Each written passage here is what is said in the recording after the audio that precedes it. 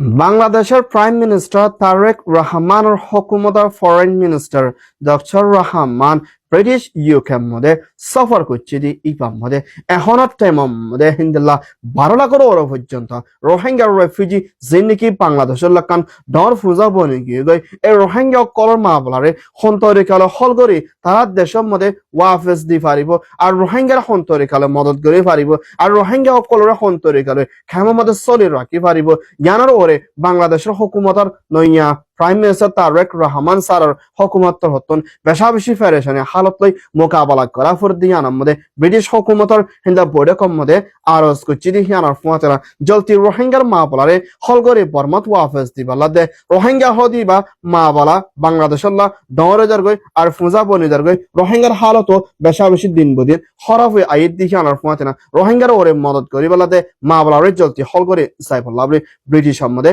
বাংলাদেশের তো হতন আরজ করছে মুম্বিকার ব্রিটিশ হুকুমত হচ্ছে রোহিঙ্গার মামলারে আসানত তরিকার হল করে যাই বলা কোশিশ করে যাইব বলে হইয়ে ইয়ান ওইয়ে দে ইউকে বাংলাদেশ রিপোর্ট